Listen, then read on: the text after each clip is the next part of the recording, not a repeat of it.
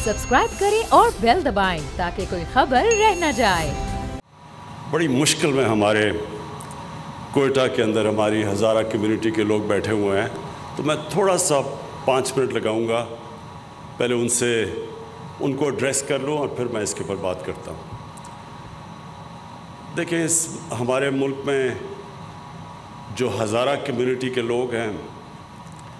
शायद सबसे ज़्यादा जुल्म इनके ऊपर हुआ है। इनको टारगेट किया गया, और ख़ास तौर पे पिछले 20 साल में 9/11 के बाद इनके ऊपर जिस तरह की दहशतगर्दी की गई और जिस तरह की जुल्म किया गया, कत्ल किया गया इन लोगों को, किसी और कम्युनिटी के ऊपर इस तरह का पाकिस्तान में जुल्म नहीं हुआ। और मैं कई दफ़ा गया भी, जब वहाँ बड़े बड़े सानिया हुए, मैं उनके साथ गया भी, मैंने उनका खौफ भी देखा हुआ है। तो जब ये अभी इंसिडेंट हुआ मच के अंदर, ये जो हमारे कोयले की कानों के ऊपर मज़दूर काम कर रहे थे और 11 हज़ारा कम्युनिटी के मज़दूरों को बड़ी बेदर्दी से कत्ल किया गया, तो मैं इसके ऊपर पहले तो एक चीज़ आपको बता दूं कि ये एक उस साजिश का हिस्सा है जो कि मैं पिछली मार्च से पहले मैंने अपनी कैबिनेट को बताया था। मैंने फिर पब्लिक स्टेटमेंट्स दिए हैं इसके ऊपर कि हिंदुस्तान पूरी तरह पाकिस्तान के अंदर इंतशार फैलाने की कोशिश कर रहा है, और एक जगह है सेक्टेरियन उनका प्रोग्राम, बल्कि मैंने अपनी कैबिनेट को बताया था पिछली मार्च में कि शिया और सुन्नी के उलमा को कत्ल करना और उनके अंदर एक मुल्क के अंदर इंतशार की कैफियत फैलाना। इसमें मैं अपनी इंटेलिजेंस एजेंसीज़ को ख़ास तौर पे खराज तहसीन पेश करता हूँ कि उन्होंने 4 बड़े बड़े ये जो दहशतगर्दी के इवेंट्स होने लगे थे, और एक इस्लामाबाद के बाहर, वो हमारी इंटेलिजेंस एजेंसीज़ की वजह से बच गए। उसके बावजूद एक हाई प्रोफाइल सुन्नी आलिम का कत्ल किया गया कराची में, और बड़ी मुश्किलों से हमने एक आग बुझाई जो कि सेक्टेरियन डिवाइड होने वाली थी। तो ये जो हमें पहले से आइडिया तो था कि ये जो हुआ है मच के अंदर, और जब ये हुआ तो मैंने सीधा अपने इंटीरियर मिनिस्टर को भेजा कोयटा, और उन्होंने बड़ी इंटरेक्शन किया। फिर मैंने अपने 2 फेडरल मिनिस्टर्स को भेजा, और उनको हज़ारा कम्युनिटी को ये बताने के लिए कि ये गवर्नमेंट पूरी तरह उनके साथ खड़ी है, क्योंकि हमें पता है, मुझे ख़ास तौर पे पता है कि उनके ऊपर किस तरह के पीछे जुल्म हुए हैं। और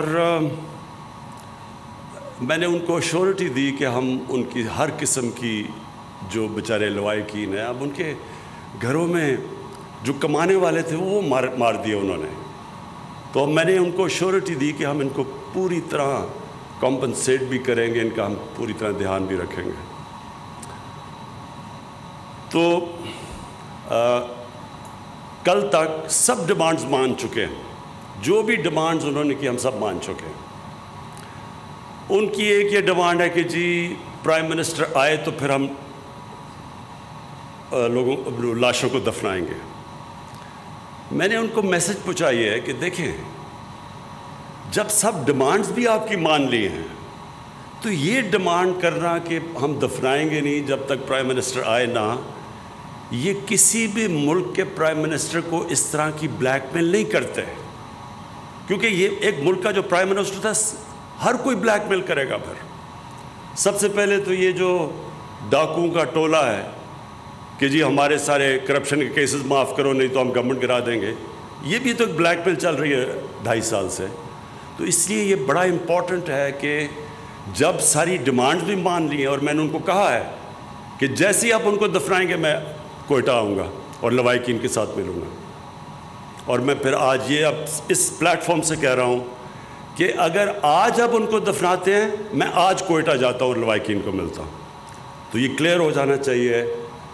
कि सारी आपकी डिमांड भी मान ली है, लेकिन ये नहीं कर सकते कि आप एक कंडीशन लगा दें جس کی کوئی سمجھ نہیں ہے کہ جناب جب آپ پرائم منسٹر آئے گا تو ہم دفنائیں گے. تو پہلے آپ ان کو دفنائیں, اور آج آپ دفناتے ہیں تو میں آج آپ کو گارنٹی کرتا ہوں کہ آج ہی میں کوئٹہ پہنچتا ہوں. اب عامر ہاشمی, یہ آپ کے اوپر بہت بڑی ذمہ داری ہے, اور ہماری جو آئی ٹی منسٹری ہے, امین آپ کو بھی یہ ہمیں جس طرح کہا گیا بہت پہلے یہ سٹیپ لینا چاہیے تھا, کیونکہ ساری دنیا یہ جو انقلاب آ رہا ہے یہ آئی ٹی کے اندر انقلاب آ رہا ہے, اور بڑی تیزی سے یہ بڑھ آ گیا. اور یہ جو ابھی بھی ہم نے دیکھا کہ کووڈ کے دوران جن کمپنیز نے گین کیا وہ ساری آئی ٹی کمپنیز تھیں. سو اس لیے ہم پیچھے رہ گئے ہیں, اور ہمیں یہ بہت پہلے اس طرح کے انسینٹیوز دینے چاہیے تھے اپنے آئی ٹی سیکٹر کو, جو کہ ان اسپیشل ٹیکنالوجی زونز میں دیے جا رہے ہیں. کوشش یہ ہے کہ ہم جو بھی پہلے رکاوٹیں تھیں ہمارے آئی ٹی سیکٹر کے سامنے, این ڈی یو کے اندر ایک پورا سیمینار کیا گیا, وہ ساری رکاوٹیں بتائیں. جو اسٹیک ہولڈرز تھے انہوں نے آ کے بتایا کہ ہمیں کس کس کے پرابلمز آ رہے ہیں, ایف بی آر سے کیا پرابلم ہے, اسٹیٹ بینک آف پاکستان سے کیا پرابلم ہے, ہم کس طرح کی فیسلٹیز انسینٹیوز چاہتے ہیں. تو یہ جو ٹیکنالوجی زون کا مقصد یہ ہے کہ ہم اپنے آئی ٹی سیکٹر کو ہر قسم کی کے انسینٹیوز دیں, تاکہ ہمارا آئی ٹی سیکٹر جس کو بہت پہلے آگے جانا چاہیے تھا, تاکہ وہ خود بھی آگے جائے, اپنے نوجوانوں کو, جو ہمارا ایک جس طرح کا young population second youngest population ہے دنیا میں, اس کے لیے روزگار بھی ملے, اور پھر ملک کے لیے جو سب سے امپورٹنٹ چیز ہمارے لیے کہ ہم ایکسپورٹ کریں, ہماری آئی ٹی کی ایکسپورٹس اتنی ہوں کہ ہمارے ملک کا فورن ایکسچینج ریزروز بڑھے, جو کہ اس وقت جب بھی پاکستان کے پرابلمز پچھلے 30 سال سے آتے ہیں کہ ہمارے پاس کرنٹ اکاؤنٹ ہمارا ڈیفیسٹ ہو جاتا ہے, ریزروز کم ہو جاتے ہیں, روپے پہ پریشر پڑ جاتا ہے, آئی ایم ایف کے پاس جانا پڑتا ہے. تو اس میں یہ آئی ٹی سیکٹر بہت بڑا رول پلے کر سکتا ہے. ہم اپنی آئی ٹی کی ایکسپورٹس اتنی کر سکتے ہیں کہ ہم بوسٹ کر سکتے ہیں اس ملک کی فورن ایکسچینج کو, اپنی کرنسی کو سیکیور کر سکتے ہیں. اور ویسے بھی جو سب سے امپورٹنٹ چیز کہ ایک ینگ پاپولیشن کے اندر جو سب سے بڑا مسئلہ ہوتا ہے روزگار دینے کا, تو یہ سیکٹر وہ روزگار پرووائڈ کر سکتا ہے اپنے یوتھ کو. تو یہ جو آج سٹیپ ہے, میں اپنے آئی ٹی سیکٹر پاکستان کے اندر بھی امید رکھتا ہوں کہ ان کے لیے یہ ایک ایسا موقع ملے گا کہ وہ بوسٹ کر سکیں آئی ٹی سیکٹر کو اور ملک کی ایکسپورٹس کو. اور دوسرے باہر سے بھی ہمارے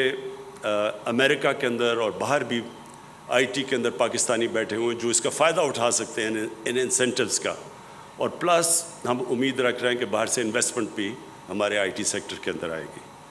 تو میں پھر سے عامر ہاشمی آپ کو یہ ریئلائز کرواتا ہوں کہ بہت بڑی ذمہ داری ہے آپ, لیکن میں آپ کو ایشور کرتا ہوں کہ ہماری گورنمنٹ پوری طرح آپ کے پیچھے کھڑی ہوگی. ان اسپیشل ٹیکنالوجی زونز کو کوئی بھی مسئلے مسائل آئے تو ہماری گورنمنٹ ان مسئلے مسائل کو دور کرے گی. شکریہ. سبسکرائب کریں اور بیل دبائیں تاکہ کوئی خبر رہ نہ جائے.